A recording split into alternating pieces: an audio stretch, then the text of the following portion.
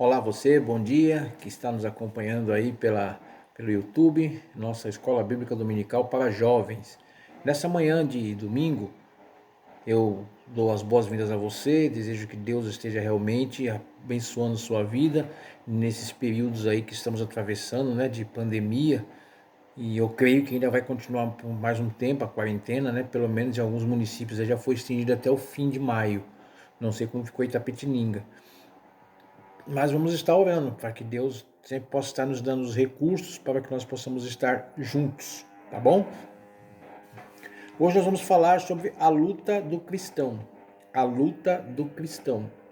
O texto básico é Efésios 6, 10 a 18, que fala da armadura para o cristão, né? A armadura essencial para o cristão. Vamos ver esse texto? Eu vou ler aqui na minha Bíblia, você acompanha aí na sua. Efésios 6, 10 a 18. Acharam? Vamos lá? No demais, irmãos meus, fortalecei-vos no Senhor e na força do seu poder. Revesti-vos de toda a armadura de Deus, para que possais estar firmes contra as astutas ciladas do diabo. Porque não temos que lutar contra a carne e o sangue, mas sim contra os principados, contra as potestades, contra os príncipes das trevas deste século, contra as hostes espirituais da maldade nos lugares celestiais. Portanto, tomai toda a armadura de Deus, para que possais resistir no dia mau e, havendo feito tudo, ficar firmes. Estai, pois, firmes, tendo cingido os vossos lombos com a verdade, e vestida a couraça de justiça, e calçados os pés na preparação do evangelho da paz, tomando sobretudo o escudo da fé, com o qual podereis apagar todos os dardos inflamados do maligno. Tomai também o capacete da salvação e a espada do Espírito, que é a palavra de Deus, orando em todo tempo, com toda a oração e súplica no Espírito e vigiando nisto com todas as perseveranças e súplicas por todos os santos. Feche seus olhos que nós vamos orar, tá bom? Pai de amor, Pai bendito, obrigado por todos que estão nesta manhã acompanhando essa lição da Escola Bíblica Dominical para os jovens, que o Senhor possa nos abençoar, nos direcionar de acordo com a sua vontade, Senhor. Que possamos sempre estar fazendo tudo para a sua honra e tua glória. Nós te agradecemos em nome de Jesus. Amém. Amém? Bom, a nossa revista aqui, a nossa lição de hoje nos dá um panorama do que deve ser a vida cristã para vocês jovens, né? Como vocês devem andar, como vocês devem agir, se comportar, né? Diante do mundo. O mundo jaz aí do maligno, né? Como está na Bíblia. E nós temos que nos estar preparados para enfrentar as artimanhas que Satanás prepara para nos derrubar na presença de Deus. Satanás manda muitas setas inflamadas. Se você não tiver um escudo adequado para se defender dessas setas, o que vai acontecer? Você vai estar sempre sendo alvo dessas setas. Você vai estar sempre sendo atingido. E o que é pior, né? Vai estar sempre caindo no seu conceito diante do Pai Eterno. Então nós temos que estar vigiando, temos que estar orando. E o nosso estudo hoje nos revela isso, né? Eu vou ler aqui, ó, as leituras diárias que eu tenho certeza que vocês fizeram, né, durante a semana. Segunda-feira, a origem da lei, Gênesis 3, refere-se à queda do homem, né? Como o homem, a primeira queda, né? O primeiro pecado, né? O homem peca, desobedece a Deus, né? E aí começa todos esses problemas que a gente enfrenta até hoje. Depois nós temos lá Mateus 26, de 36 a 46, que é vigiai e orai, aguardar a volta de Cristo, né? Aguardar a volta de Cristo, né? Vigiar e orar.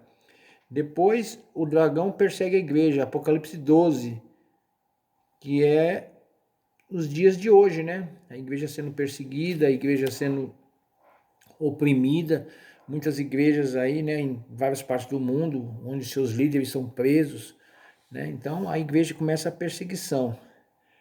Romanos 7, a luta contra a carne, que é a batalha espiritual, né? Que nós temos diariamente, né? Nós contra a nossa carne, né? Nossa santidade versus o pecado. A luta contra o mundo, 1 João 2, 15 a 17. Aqui eu pus bem pequenininho, não amar o mundo, né? Não amar o mundo. Nós temos que lutar para não amar o mundo. Tomando uma aguinha, né? Por causa do... Ficar com a boca seca. A vitória final, santos fiéis, Apocalipse 20. E, por último, Deus é por nós. Nada nos separa do amor de Deus. Romanos 8, 31 a 39. Se você não leu ainda esses textos aí durante a semana, não teve tempo, né? Procure ler, para você entender bem o que vai ser tratado hoje, né? O objetivo da lição: resistir aos ataques de Satanás. Essa é uma missão do jovem no mundo atual, resistir aos ataques de Satanás, né? Resistir para que o diabo não faça guarita na nossa vida, né? A introdução aqui da revista diz assim: qualquer cristão deve estar consciente de que tem um adversário que o ataca incessantemente com estratégias cruéis para o derrotar. O apóstolo Pedro, 1 Pedro 5,8, afirma que o diabo anda ao nosso redor, querendo nos devorar, e por isso Pedro aconselha-nos a sermos sóbrios e vigilantes. Em Efésios 6, Paulo aconselha a nos revestirmos da armadura de Deus, para podermos resistir às ciladas do diabo. Antes, porém, convém darmos uma olhada no que Paulo entende por dia mal. Eu observei aqui na minha revista assim, orar sem cessar, em relação a 1 Pedro 5,8, né? Vigiar, né? Orar sem cessar, vida íntima com Deus. Se você tem uma vida íntima com Deus, você ora sem cessar, né? Com certeza, dificilmente as ciladas de Satanás vão atingir você, vão alcançar você, né? Porque você vai estar dentro da santidade. Então procure ter intimidade com Deus. Primeira coisa, procurar ter intimidade com Deus para que o diabo não tenha sucesso nas investidas dele contra você e contra a sua vida espiritual. Amém? Muito bem. O que Paulo entende por dia mau? Dia mau é aquele período das nossas vidas em que Satanás ataca de modo mais insistente. São aqueles dias em que percebemos Satanás utilizando todos os seus recursos para nos derrubar. É verdade que, num certo sentido, todos os dias são maus. Efésios 5,16. Não obstante, existem dias piores. Jesus, por exemplo, foi tentado em todas as coisas, mas além disto ele teve dias piores. Lucas 4,13, né? Lucas 4,13 fala assim, e deixou, depois de tentá-lo por 40 dias, se ausentou dele por algum tempo, né? Esse algum tempo aí, gente, explica para nós, né? Mostra para nós que Satanás investiu outras vezes contra Jesus, né? Querendo tentá-lo a fazer coisas erradas. Pode ser que não mencione, pode ser que essa tentação do deserto foi por ser 40 dias e 40 anos, foi a que teve o destaque ali, né? Para os historiadores registrarem nas escrituras, na Bíblia. Mas com certeza houve outros tipos de tentações. Jesus foi tentado, acho que mais do que qualquer um de nós, né? Nos dias atuais. Porém, ele foi fiel a Deus, ao propósito que Deus tinha preparado para ele. E resistiu a todas as tentações. Você, meu caro jovem, tem procurado resistir às tentações ou tem se deixado levar?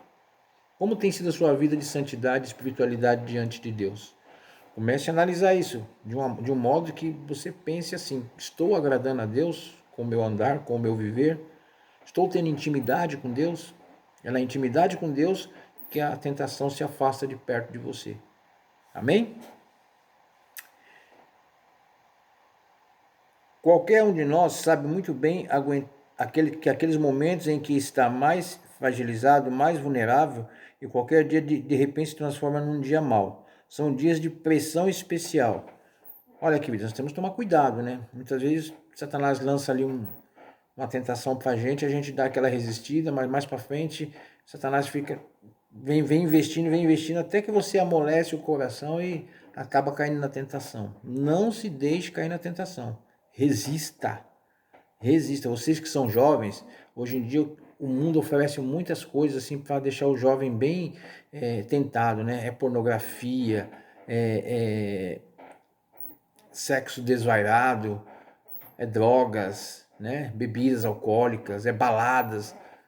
É nessa hora que você tem que pensar, e a minha intimidade com Deus, como é que fica?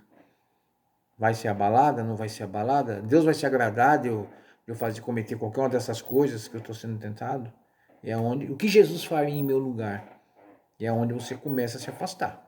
É onde você começa a ter a sua intimidade preservada, a sua intimidade com Deus. O mais importante é você ter a sua intimidade com Deus preservada, se afastando dessas coisas que o mundo oferece.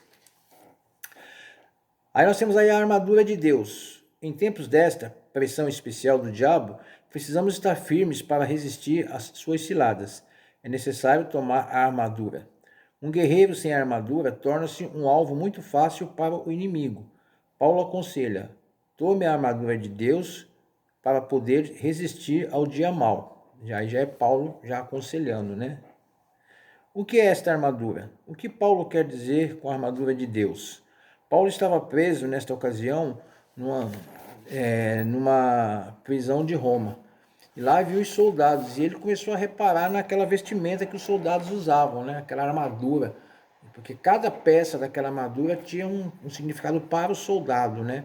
O capacete, por exemplo, que é para não que resistia a pancada, só não resistia a um machado, né? Aí não resistia mesmo. Mas era para proteger a cabeça, o crânio, né? Tinha lá a couraça para proteger contra ataques. Tinha lá as sandálias especiais, né, que eles usavam, que era para proteger os pés quando passassem em áreas arenosas, pedregosas. E tinha um escudo que protegia contra os ataques também, né? E a espada que era tanto para proteger quanto para atacar. E o cinto, né? Que aquele cinto também evitava que as suas vestimentas caíssem, né? Enquanto eles estivessem correndo ou lutando. Então, tudo tinha um sentido. E Paulo se inspirou naquela armadura para agora dar um exemplo para o povo cristão, né? O apóstolo, então, ele olha para o soldado e vê suas armas, né? E tudo que ele tem. E agora ele dá, isso desperta nele um jeito dele explicar para os cristãos de uma forma simples, né? Ele explica o evangelho da paz, da fé, da salvação e da palavra de Deus. Não devemos nos esquecer, portanto, de que a maior parte da inspiração para o apóstolo Paulo era a própria escritura do Antigo Testamento. Em Isaías 59, 16 a 19, vemos uma linguagem semelhante à de Efésios 6, 14 a 17. Observa na sua Bíblia aí depois, tá? John MacArthur diz que todas as peças da armadura são instrumentos espirituais. A verdade, a justiça, a fé, o evangelho, a palavra de Deus e a oração. Não são fórmulas ocultas, são simplesmente os bens que cada crente herda em Cristo. Então, todas aquelas armas citadas como a armadura da fé por Paulo para o cristão, é apenas o evangelho da fé, né?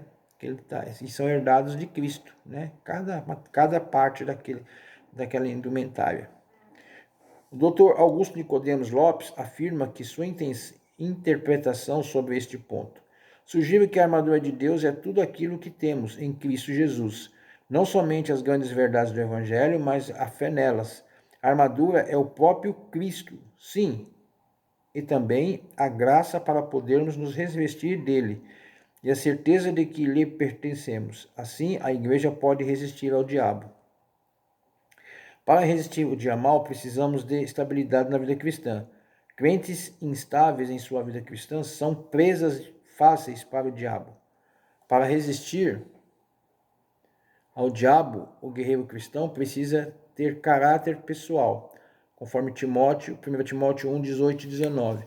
Eu anotei aqui que esse caráter cristão é alicerçado pelo ensino da palavra e da fidelidade de Deus, da fidelidade a Deus, né? Então, o seu caráter é alicerçado no ensino da palavra e na sua fidelidade para com Deus, né? Essa fidelidade pode se pôr também intimidade, né? Quanto mais você for fiel a Deus, ao que Ele determina na sua palavra para a sua vida, e quanto mais você tiver intimidade, andando em santidade, mais você vai elevar o seu caráter diante de Deus.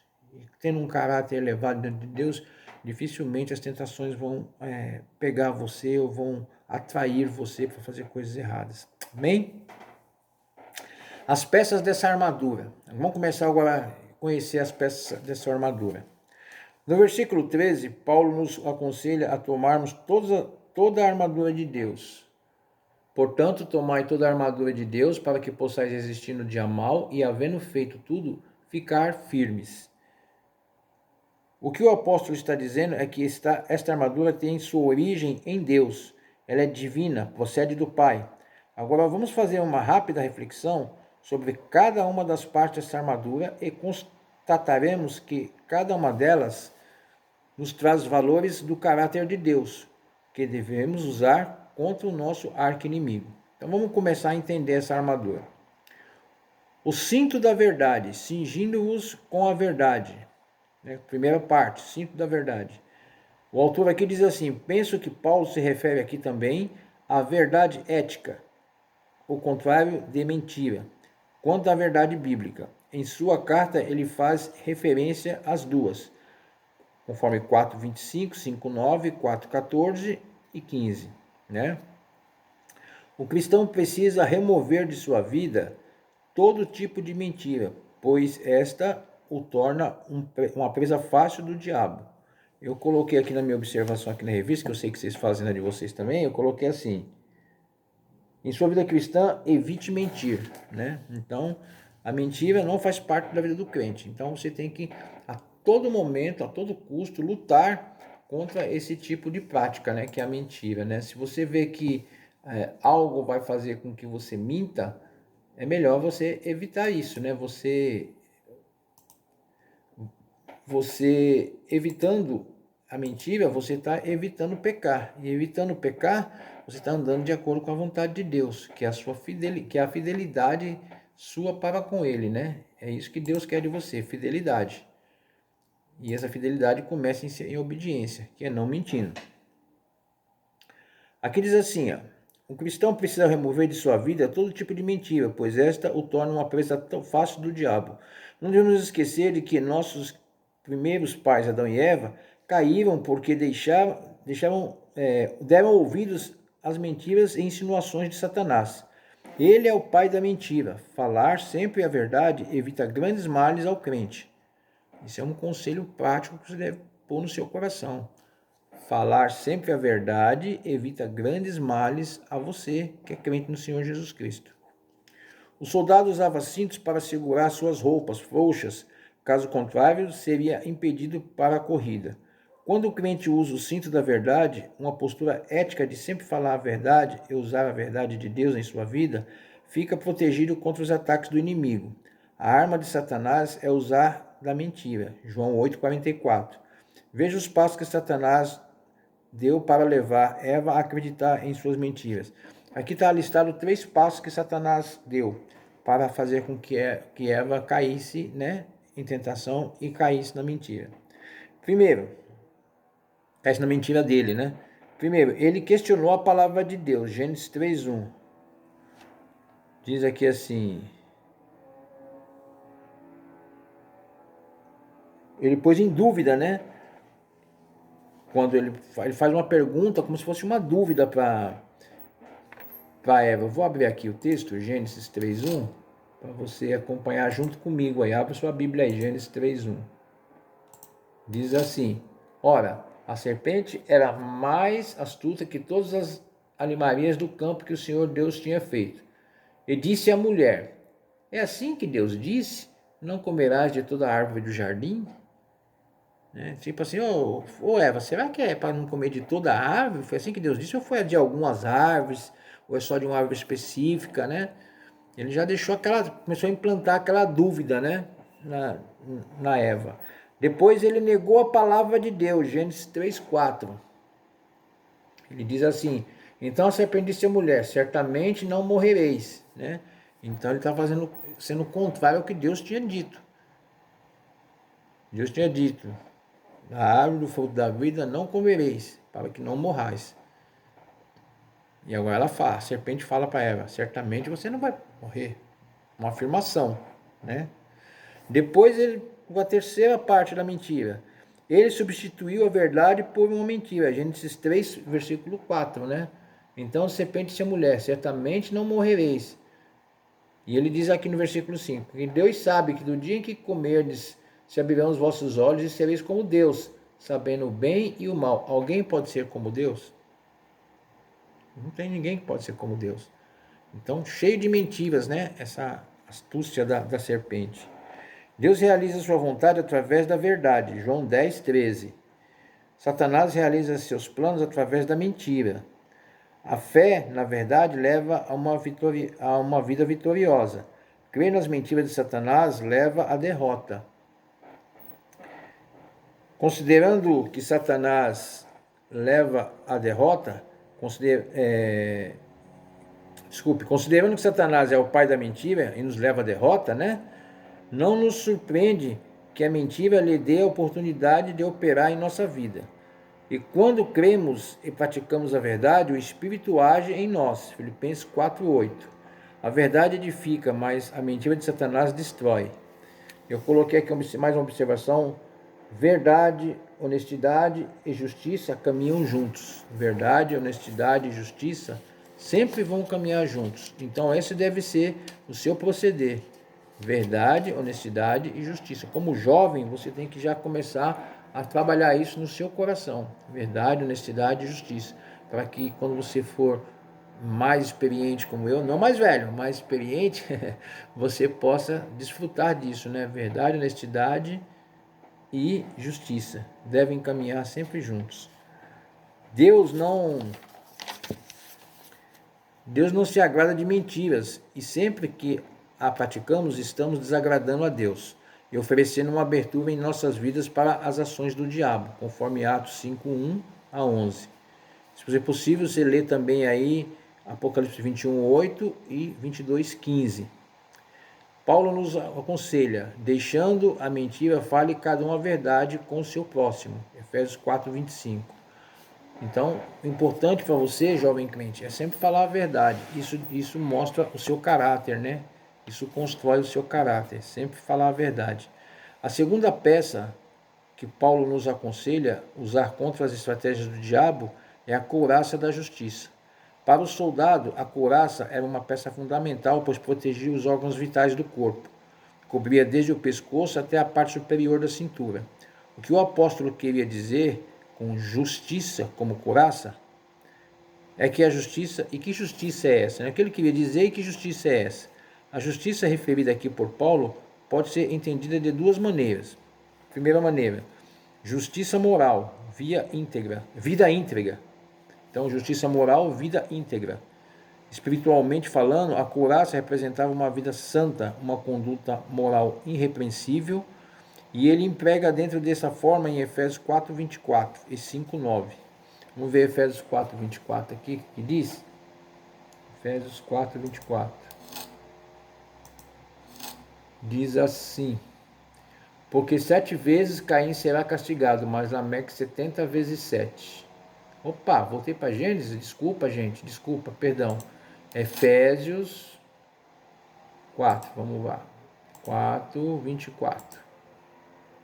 Essa Bíblia aqui é digital, às vezes dá dessa, né? A gente põe num capítulo e vai em outro. E vos revistais do novo homem, que segundo Deus é criado em verdade, em verdadeira justiça e santidade. Então, o novo homem, então ele é criado em verdadeira justiça e santidade. Você está agora sendo formado, né? Jovem, está sendo formado o seu caráter cristão. Então forme em cima da verdade e da justiça, né? É o que o Paulo está dizendo aqui. Mas há outro sentido em que podemos entender a couraça de justiça. Justiça que vem de Deus. Romanos 3:26. Certamente nenhuma proteção espiritual é maior do que um relacionamento justo com Deus. Ter sido justificado pela sua graça mediante a simples fé em Cristo crucificado, ser vestido numa justiça que não é a sua própria, mas de Cristo, ficar em pé diante de Deus, não condenado, mas sim aceito. Esta é uma defesa essencial contra uma consciência acusadora e contra os ataques caluniadores do maligno. Isso é uma palavra de John Stott. O diabo, nosso adversário, caluniador, não pode nos ferir quando a justiça de Cristo nos protege. Romanos 8:33 e 34. Romanos 8:33 e 34. Abre sua Bíblia aí. Romanos 8. 33 e 34. Só um minutinho que estou abrindo a minha Bíblia aqui, tá?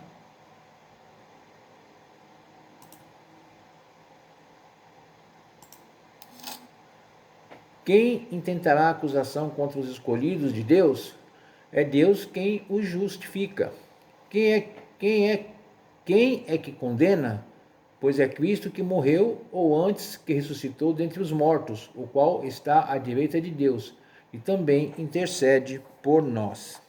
Sabendo que fomos, não obstante nossas imperfeições e pecados, amados por Deus, justificados por seu Filho, não precisamos temer ou nos atormentar quando Satanás lança as suas acusações contra nós. Olha que gostoso, né? Você saber que você está protegido por Jesus, né? Então Satanás pode lançar suas acusações. Se você anda com Deus, Jesus está na frente lá para receber essas acusações e amassar essas acusações e jogar no lixo.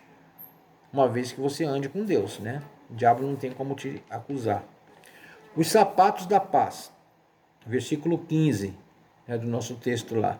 Esta é a parte da armadura mais difícil de se traduzir. Entendemos que todas essas pessoas que experimentar a paz com Deus, vinda pela pregação do Evangelho, é liberta da armadilha, das armadilhas escorregadias do diabo. As botas, ou cáliga, né, como eram chamadas naquele tempo, protegiam os pés dos soldados contra os objetos pontiagudos ocultos no chão, e também evitavam que os soldados escorregassem. A Bíblia nos ensina que o diabo odeia o Evangelho, em razão deste ser o poder de Deus para libertar os homens de suas garras. Romanos 1,16. O Evangelho que liberta é o Evangelho da paz. Paz é o resultado da reconciliação. Efésios 2, 14 a 17. A paz que o Evangelho produz é como as sandálias para o soldado. Então, se você anda em paz com Deus, se você anda uma vida que agrada a Deus, esses é os seus sapatos, né? Sapato da paz. Paz com Deus, paz com os homens. Alegria em estar em paz. Isso faz com que o diabo fique nervoso, né? Que ele quer você constantemente se degladiando com a espiritualidade. Mas quando você anda em espírito, você deixa o diabo nervoso, mas você deixa Deus feliz. Depois vem a fé, ou o escudo, né? O escudo da fé, que rebate os dardos do inimigo. Versículo 16, lá de Efésios 6. Deixa eu voltar o texto lá. Efésios 6, 16. E tomando sobretudo o escudo da fé, com o qual podereis apagar todos os dardos inflamados do maligno. Então, o escudo da fé te protege dos dardos do maligno, né? O escudo do soldado media 1,25 m de comprimento por 75 centímetros de largura, servindo de proteção para todo o corpo. Os dardos eram flechas de fogo que eram atirados contra o exército. Assim, Satanás lança seus perigosíssimos dardos inflamados contra os crentes. Os dardos de Satanás podem ser mentiras, acusações maliciosas, medo, dúvidas, preocupações, etc. Um monte de coisa. Essas coisas que tentam nos afetar são dardos inflamados de Satanás. Qual o escudo para rebater estes dardos? A fé. É o escudo correto para você rebater esses dados. A possibilidade do diabo intimidar o cristão diminui na proporção em que aumenta a nossa confiança em Deus. A fé funciona como um escudo. Quanto mais fé você tem, mais protegido você está, né? Ele funciona como um escudo protetor quando dela tomamos posse e nos apoiamos nas promessas da palavra de Deus. Abra aí para Hebreus 11, versículo 6. Hebreus 11, versículo 6. Abre sua Bíblia aí. 11, 6 diz assim: Ora, sem fé é impossível agradar-lhe, porque é necessário que aquele que se aproxima de Deus creia que ele existe e que é galardoador dos que o buscam.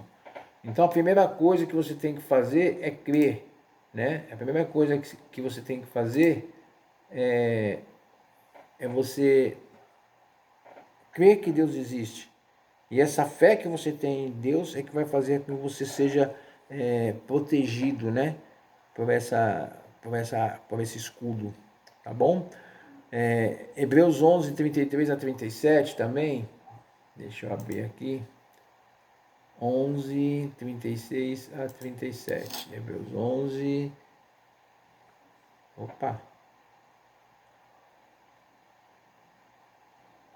Só um minutinho. 36 e 37. E outros experimentaram escárnios e açoites e até cadeias e prisões. Foram apedrejados, cerrados, tentados, mortos ao fio da espada. Andavam vestidos de peles de ovelhas e de capas, desamparados, aflitos e maltratados, dos quais o mundo não era digno, errantes pelos desertos e montes, e pelas covas e cavernas da terra. E todos esses tendo tido testemunho pela fé, apesar de tudo que aqueles pregadores do Evangelho da Antiguidade sofreram, mas eles tinham um testemunho de fé, não alcançaram a promessa, provendo Deus alguma coisa melhor ao nosso respeito, para que eles, sem nós, não fossem aperfeiçoados. Então, muitos ali não alcançaram a promessa, mas foram fiéis a Deus, mesmo diante das dificuldades e adversidades. Eu não sei qual é a dificuldade, qual é a adversidade que você pode estar passando hoje, meu querido jovem, mas seja ela qual for, seja por causa de uma enfermidade, por um parente que está passando por dificuldades na saúde, seja por dificuldades financeiras, dificuldades no trabalho, dificuldades no estudo. Não sei qual é o problema que está passando, mas seja como aqueles pregadores cristãos da antiguidade. Tenha fé para que você alcance a promessa.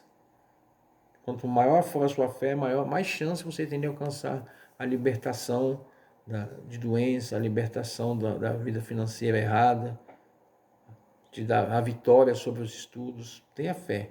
Confie que Deus está com você. Mais um aqui, o penúltimo, é o capacete da salvação. Como eu já falei, né, o capacete do soldado era tão duro que só mesmo um machado para quebrar aquele capacete. Eu tenho aqui na revista, a cabeça exige cuidados especiais, pois qualquer ferida nesta região pode ser grave e fatal. Para Paulo, a certeza, né, a mente da salvação funcionava como uma proteção contra os ataques de Satanás. Tomai, acertai, 1 Timóteo 6,12. Tome posse da vida eterna. A salvação envolve certeza de que sou perdoado pela graça de Deus. Zacarias 3, de 1 a 5. Certeza de que fui transferido do reino das trevas para o reino de Jesus. Colossenses 1,13. Certeza do encontro com Cristo na eternidade. 1 Tessalonicenses 5,8. A certeza de que somos salvos, que somos propriedade exclusiva de Deus, nos fortalece para nos defender neste mundo tenebroso. 1 João 5,5. Então, certeza, né? A salvação envolve certeza que você é perdoado, certeza de encontro com Cristo, certeza que você é salvo, né? E essa certeza faz com que você tenha a sua fé aumentada e que você possa sempre estar de acordo com a vontade de Deus. A espada do Espírito, versículo 18. O guerreiro não apenas usa armas de defesa, usa também armas de ataque. A curta espada, ou Macarius, era usada tanto para atacar como para se defender. O que Paulo quer dizer com espada do Espírito? A Bíblia Sagrada é esta arma poderosa que o crente tem e deve usar para se defender como para atacar o inimigo. Ela é a espada do Espírito, 2 Timóteo 3,16. O eficiente manejo desta espada torna o cristão forte contra as artimanhas do inimigo. Mateus 4, 1 a 11. Abra aí sua Bíblia, Mateus 4, 1 a 11. Diz assim a palavra de Deus. Então foi conduzido Jesus pelo Espírito ao deserto para ser tentado pelo diabo. E tendo jejuado 40 dias e 40 noites, depois teve fome. E chegando-se a ele o tentador, disse: Se tu és o Filho de Deus, manda que estas pedras se tornem pães. Ele, porém, respondendo, disse: Está escrito, nem só de pão viverá o homem, mas de toda a palavra que sai da boca de Deus. Primeira menção de Jesus contra as Escrituras. Então o diabo transportou a cidade santa e colocou sobre o pináculo do templo. E disse-lhe: Se tu és o filho de Deus, lança-te daqui abaixo, porque está escrito que aos teus anjos dará ordem a teu respeito, e tomar-se-ão nas mãos, para que nunca tropecem em alguma pedra. Disse-lhe Jesus agora mencionando as escrituras de novo: Também está escrito: Não tentará o Senhor teu Deus. Novamente transportou o diabo a um monte muito alto e mostrou-lhe todos os reinos do mundo e a glória deles. E disse-lhe: Tudo isto te darei se prostrado me adorares. Então disse-lhe Jesus: Vai de Satanás, porque está escrito: Ao Senhor teu Deus adorarás e só a ele servirás. Então o diabo o deixou, e eis que chegaram os anjos e o serviam. Pode ver que nesse texto aqui, por 3 vezes que Jesus responde a Satanás, naquele diálogo, ele cita as Escrituras. Então a maior espada contra Satanás é as Escrituras. É através das Escrituras que você tem como se defender dos ataques de Satanás. O eficiente manejo desta espada torna o cristão forte contra as artimanhas do inimigo.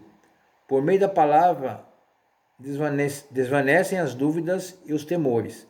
Satanás usa suas armas, as tentações, para derrubar o cristão, para vê-lo frustrado, derrotado. Mas a espada do Espírito, sendo observada, guardada, obedecida pelo cristão, esta com certeza terá uma vida cristã vitoriosa. Então, você nada mais tem que fazer que usar a espada, né? Que é a Bíblia, contra as artimanhas de Satanás. Por isso a importância de você ler a Bíblia todos os dias, de você decorar versículos bíblicos, né? Recitar durante o dia versículos bíblicos. Isso tudo afasta o diabo da tua presença, da tua vida, né? Da tua mente, né? Ele não se tem brechas para tentar você, quando você é uma pessoa assídua leitora da Bíblia, uma pessoa que tem a Bíblia, parte da Bíblia, ou se possível, o quanto você puder da Bíblia inculcada em sua mente. Tudo isso faz com que você tenha uma vida regrada, né? E totalmente protegida com a palavra de Deus, que é a sua espada, que serve para a sua defesa e para o seu ataque contra Satanás. Nós concluímos essa lição de hoje dizendo que a oração não chega a ser uma arma, mas se queremos ter sucesso no uso da armadura, não podemos nos prescindir dela. É na oração que recebemos ajuda para a luta. Todas as armas são provisões de Deus para nós, pois somos fortalecidos no Senhor e na força do seu poder. O 6:10 aí, né? Mas o que Paulo quer enfatizar aqui está no versículo 18 de Efésios. Efésios 6:18. Abra sua Bíblia aí, Efésios 6:18.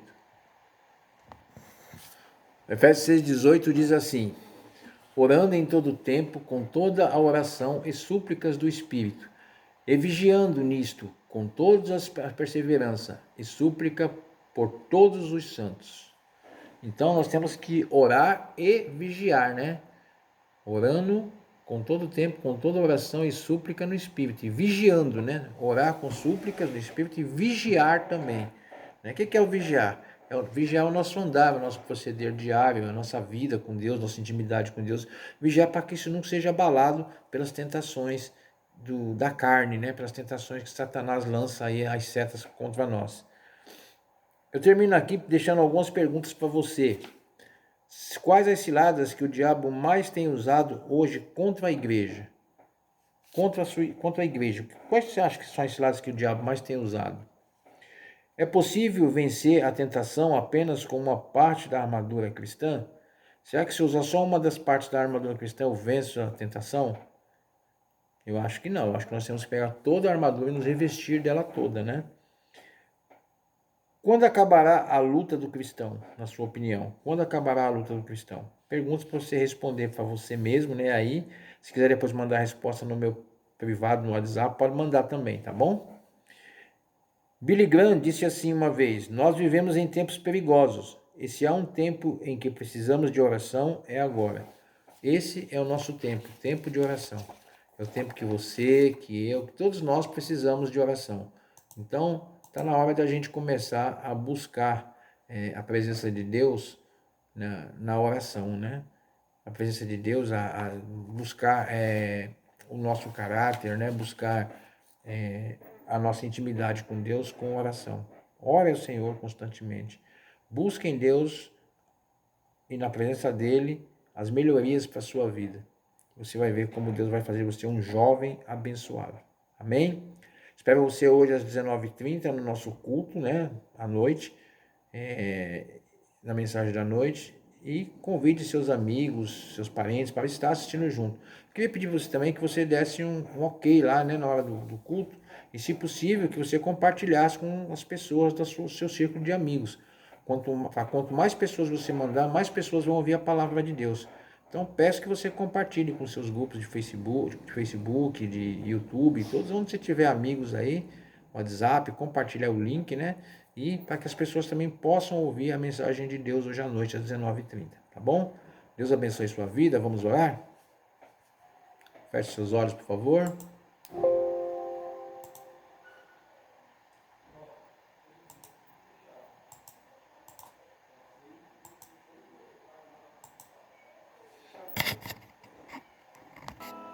Senhor Deus, nosso Pai, nós te agradecemos por esta manhã, onde podemos estar com os jovens nessa escola bíblica dominical. Pedimos que o Senhor possa estar nos abençoando, Senhor, direcionando e que nos ajude a entender que temos que estar revestidos com a tua armadura, Senhor, para podermos vencer as artimanhas ardilosas do inimigo, que é Satanás. Obrigado por cada jovem que aqui essa manhã esteve e nos abençoe logo mais à noite com o culto de oração. Nós te agradecemos, em nome de Jesus. Amém. Que Deus te dê um domingo abençoado e até a noite, se Deus quiser. Fiquem com Deus.